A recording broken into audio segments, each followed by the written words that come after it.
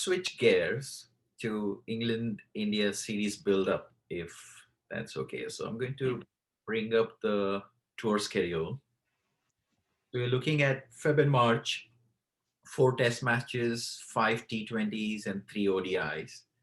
And all of these games are revolving around only three venues, which is Chennai, Ahmedabad, and Pune, due to understandable reasons. Will that be a factor for the test series specifically? What you mean, India picking venues they do well at, by and large? Well, certainly that's true, I suppose, in Chennai. It's less true in Ahmedabad. It's interesting they're less used venues as well. So the venues they've gone to, when you go back historically, they I think the last test at Chennai was 2016. Okay, we all know what happened. Let's get it out there. England lost by an innings in 75, posted 400 plus, and who was it? It was Karan Nair scored a triple hundred. Karan Nair, 300, 700 and something for seven, and it was all downhill from there. I think they lost last time out in Ahmedabad as well, didn't Pujara put them to the sword in 2012? We got humped last time around anyway. It was 4-0. We won four tosses, batted first, got 400 four times, and still lost 4-0. So this is the thing. I don't think there was an article today on Cricket Info talking to the new head the new head curator at Chennai, who has never prepared a first class pitch before, but has done a lot of pitch preparation work and study. Chennai hasn't hosted a test since 2016. The Ahmedabad stadium has been completely redeveloped. This is essentially a new pitch. I think to some extent, anyone who tells you how they know how these pitches are going to play is lying to you. Pune is historically a very batting-friendly track in ODI cricket, although it has taken turn recently. That ridiculous test in 2017, where the pitch was turning square from ball one. India has a much bigger selection of grounds than any other country in the world, so you will get this thing where teams get a long time, or grounds go a long time between games.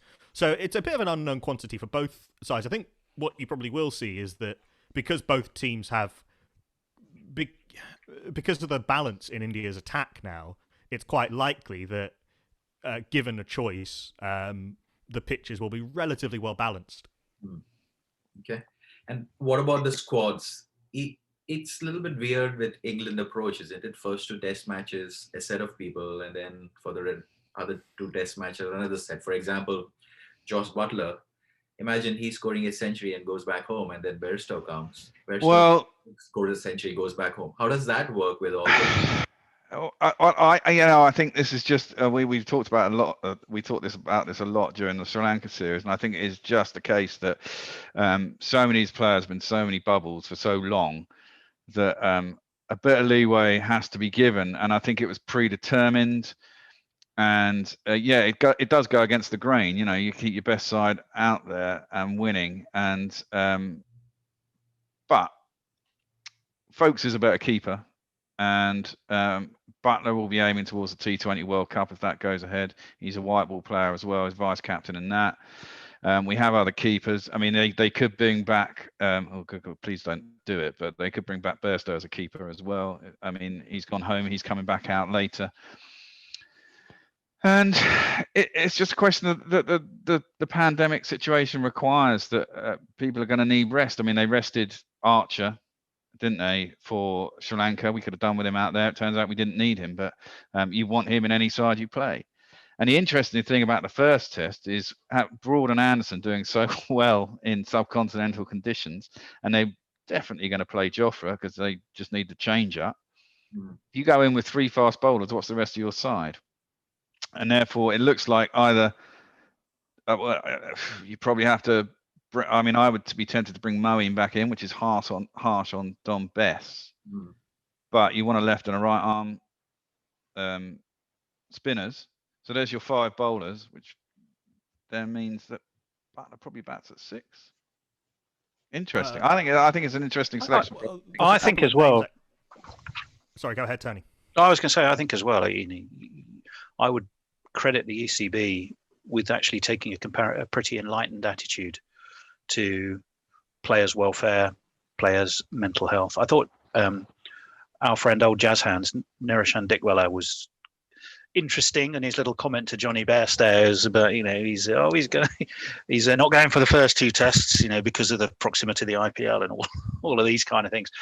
But you have to look at how I think the ECB to a certain extent has embraced the IPL rather than fought against it, and has won a World Cup, don't forget, with players who've gained massive experience in white ball cricket as a result of it.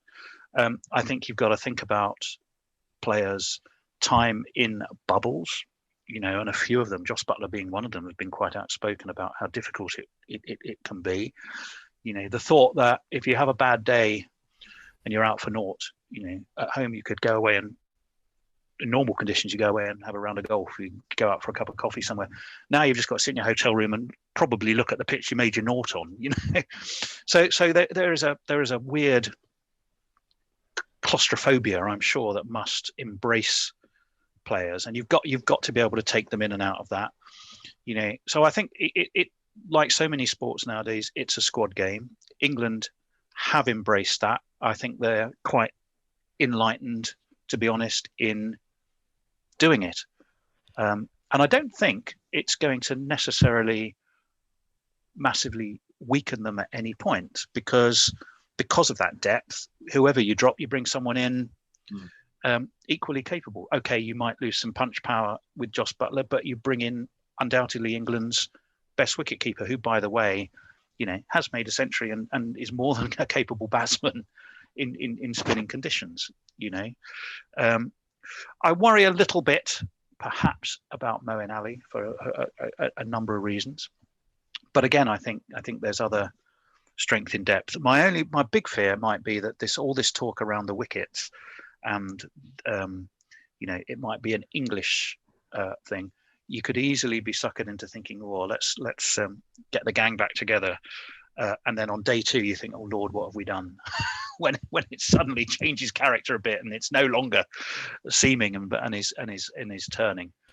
But I think you have to embrace strength in depth, and I think England have done that. And I think there's reasons for optimism from an England perspective, whilst acknowledging it's not going to be easy. Look, this is how England and India both have significant playing resources and monetary resources available. This is why you build up those resources for precisely situations like this. We've seen that India had basically a third choice seam attack through the last 2 tests in Australia, but because of the resources, because they were able to have those players at a level ready to step into Test cricket and perform. Like the likes of Mohammad Siraj and Shardul Thakur and Natarajan were able to step up. And yeah, they're not as good as Ishant Sharma, Mohammad Shami and Jasprit Bumrah, but they were able to be very effective. And this is how, this is how, to quote, this is how a superpower should behave to some extent. Other countries won't be able to do this to the same degree. It's also true that even without COVID, there would be a need for a lot of rotation. England are playing a hell of a lot of cricket this year. Yeah. This year is nuts. If you look at the schedules, it's just crazy. It's really in 17 Test matches and a World Cup, which, by the way, England could become the first team ever to hold both white ball trophies simultaneously in the ODI and T20 World Cup. That's not a small thing. And Owen Morgan would want that as a legacy. England have a chance to become a white ball dynasty like Australia were in the mid-2000s. But that's going to need planning, just as much planning as the ODI World Cup is going to. And it will be frankly negligent to try and keep this group, the same squad together for this long. Personally, I don't think any of the fast bowlers on either side will play all 4 tests. Yeah, I agree. I think another thing that's kind of interesting, I've been having a very engaging conversation with our friend Gorilla Anindya Dutta, who's the author of Wizards, The Story of Indian Spin. And I've been arguing with him basically that, okay, so you've got a world-class captain for India, 100%, and what a player. He is fantastic, Virat Kohli. India get rolled for 36. He says, bye. They then, playing a team that's sort of held together with bits of string and sellotape, and everyone's calling it India's C team, turn over Australia in their own backyard, and literally, I guarantee you, all English cricket fans were lying awake at night there going, come on, India. Yeah. And then now back he comes. Back will come all the big names. How are you going to feel if you're Ajinkya Rahane? How are you going to feel if you're Washington Sundar? I have just a feeling that India will have to manage. You can talk about big egos, big players, and I think India might just have to manage the spirit in the camp a wee bit to do that right. It is a double-edged sword situation for India. I'll tell you why. Because, let's take MS Dhoni. In his era, all the wicket keepers, unfortunately, no matter how good they were, never got an opportunity to play the highest class of cricket. And I think in the next 2 years, there are certain breed of cricketers in India who will go through that phase, unfortunately, because filling a gap is going to be tough, especially you have frontline players. But Nakul, I do want to touch upon one point on the T20 World Cup. Though you mentioned that England might have a great chance, but my bold prediction this year will be Afghanistan probably having a wild chance of pulling the T20 World Cup.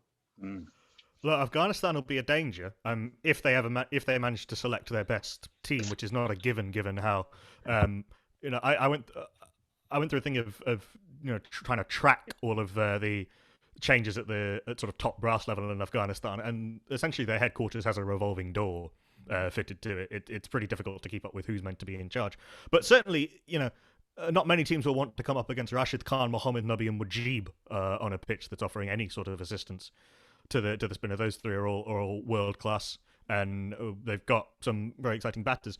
I don't think they'll win it, but certainly Afghanistan could be a fun team to watch. But anyway, there's a lot of cricket before we get to the T20 World Cup. I just noticed on the England squad list, a couple of guys we haven't talked about: Ollie Pope, who's fit again, and Dom Sibley, who's just probably saved his spot for a little while with that 50 in the second innings in Gaul. I'll tell you one thing I think might happen. Rory Burns is back in the squad, Moeen Ali back in the squad. But I have a feeling England just might be looking at left-handers, and Ravi Ashwin, who tends to sort of gobble them up for breakfast, lunch, and dinner, doesn't he? And I'm not sure they'll risk two left-handers. So it'll be interesting to see how they make their selections come the morning of the first test in Chennai. I think with that in mind. I think they will have to. I mean, this is a question of whether Nakul, you were saying something. I was just going to say we can't quite hear Bear. That's because that was up there. I was going to say, this is my point about the bowling. I mean, as you say that, if the pitch is spinning, you were saying, Tone, do you want Broad, Anderson, and Archer? Well, you have Archer because of what he does with the ball and his height, and the fact that he's got a lot of experience bowling in the IPL anyway, and knows India quite well.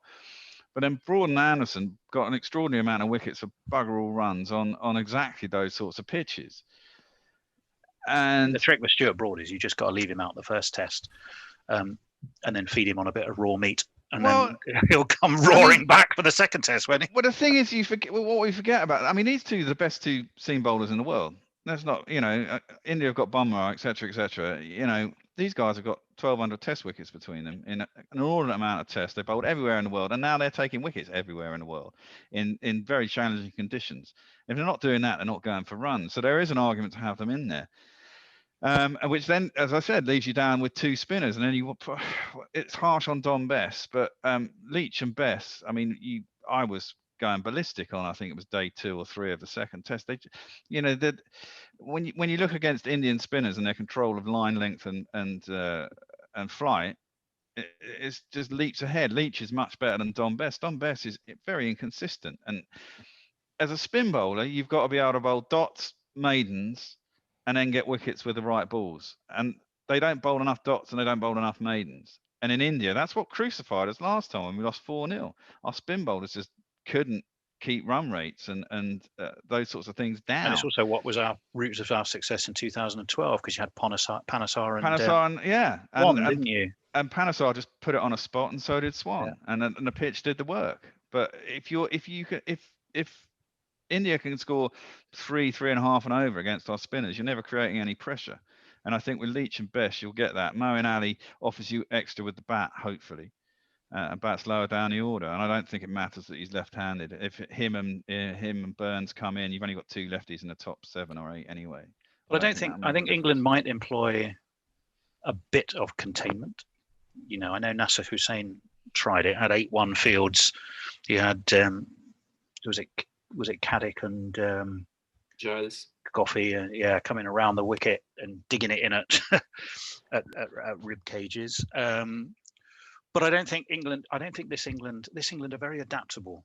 This is the thing. This is one of the things that has come into the game. I'm sure to a certain extent for all countries, but I think they can change their game according to the needs of what needs to be done. Whereas Nasser, I recall, said about his team at that time, you know, he had injury issues. You know, we had a strict game plan. We tried to stick to it, and actually they still lost the series largely because I think India won the first test and then, you know, just hung on.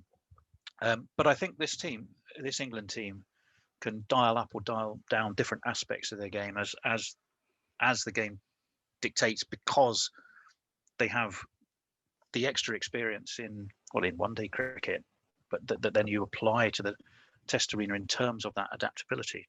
Joss Butler's a great example. You know, yes, he may not be the world's greatest batsman, but he's dug out some decent test match scores. At the same time, if you need to dial it up and attack, you can do.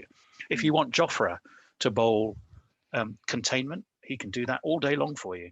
If you want him to put it up the nose of a batsman who's not too keen on short pitch bowling, he'll do that for you.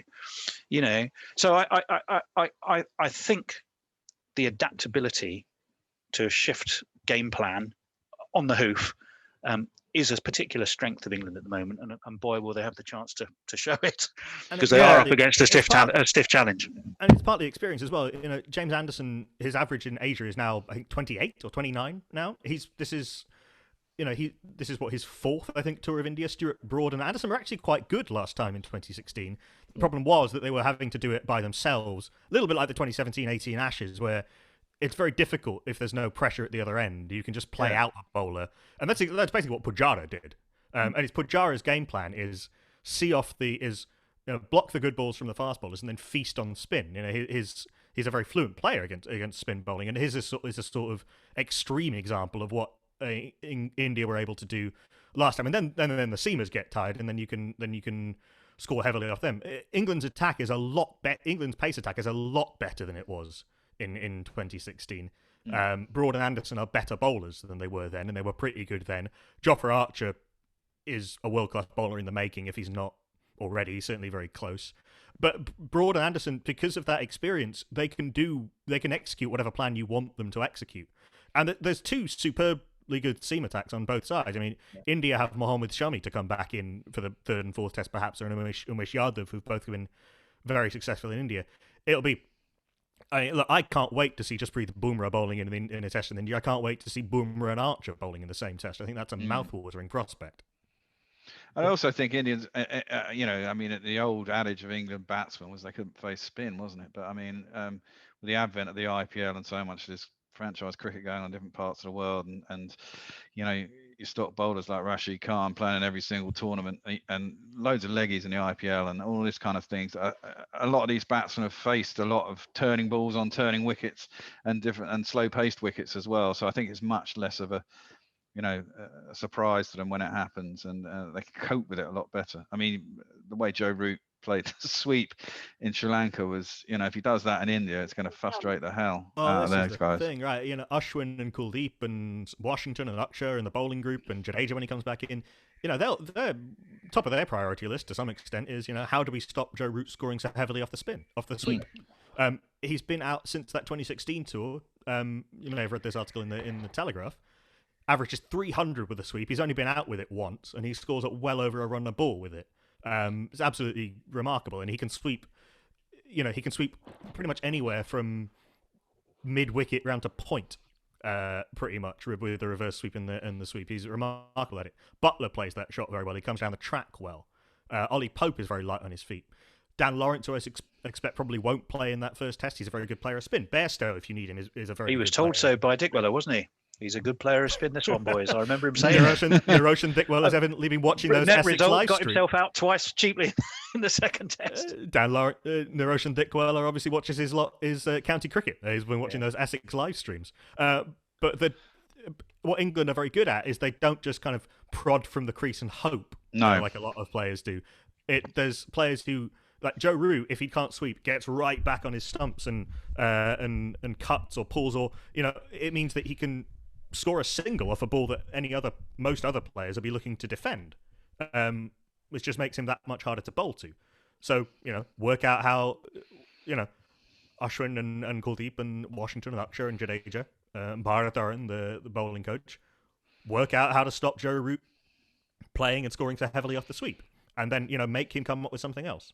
It's all these little challenges that make international cricket and Test cricket in particular so great. Yeah. I'm interested at where you've laid out your two teams there. As you have two spinners for England, you've put Moeen Ali in amongst the middle order. And we think I think if Moeen plays, it will be for his experience in the spin department more than his batting. Yeah, he'll be down. You may have been interestingly placed in that. The way you've put those teams there up on that caption. Moeen was a proper all-rounder in 2017, in particular that summer of 2017. His batting in long-form cricket hasn't been where it is. I mean, I'm sure we've probably all got our proposed 11s for the first test, and I can tell you that Moeen is not a middle-order batter in mine. Yeah, and then lots at stake. World Test Championship, the top two spots, and one other factor which none of us spoke about is a hungry Virat Kohli is going to get back into the Test side. So time will tell as to what will that break for him and a fresh entry into the family will mean. But it will be a fantastic series going in. So real quick, going around the table, Bear, predictions for Test series? Well, having talked up England, I'm really quite pessimistic about the results. I think we might get a draw in one. I'd like to think it would be 2-1 to India, but I got a funny feeling it'll be 3-0 to India. Tony? I'm going out on a limb and saying I think it's going to be 1-1 with a couple of draws. I'm looking at Ahmedabad has over the years has got slower and more batsman friendly. I think if England can bat long, I fancy them to steal a couple of draws and one win. I think that's as good as it's going to get. But I'd be more than happy I'd be happy to be right if my 1-1 proved to be so, I can tell you. Nakul? I should just say, by the way, that I am of Indian descent, but I'm certainly not an India fan. One of the things that I've found over commentary is that I actually care less and less about who wins and more about the game, and I find I enjoy cricket more that way. A couple of that third test is an interesting one because it's the day-night test with a pink ball. It's going to be interesting. It actually probably brings both teams' bowlers into the game. As much as no one will fancy facing Bumrah, Ishant, and Shami, but no one will fancy facing Archer, Broad, and Anderson and Wokes with a pink ball either. So it's going to be fascinating on a pitch that essentially is a completely new surface. India have lost one home test since England last won in India in 2012. That's 8 years now going back that's been the case. I think it's a phenomenally difficult challenge for England. As Bear said, there's a lot of very good cricket I think that's going to be played in this series. It could well be. My suspicion is it'll be like when the reverse of when India toured in 2018. Lots of competitive test matches, but a quite one-sided final result. And I'm also going 3-0 India. I don't like predicting whitewashes, and something, some oddness could happen. But my prediction, such as it is, would be 3-0 India. Okay, that's great. What about you guys? What do you reckon? I think it will be 2-1. One will be draw, and 2 for India. I think it will be 2-1 for my end. That, by the way, wouldn't guarantee India qualification for the World Test Championship final. They need to win by 2 clear tests. Correct. So that's why I said a lot at stake. So because England are fresh off 2-0 hammering, they have good practice on the subcontinental wickets, I would think, and rotation of players might work out their way. They definitely are going to give run for the money for India. I think they will definitely win the series, but I think England might win the ball test match because they wouldn't have had that, experience of facing quality seamers when they played Bangladesh under lights. So I think that will be the one where England have the best chance. So you're going 3-1 India? 3-1 or 2-1. One maybe a draw, same pitch, Ahmedabad.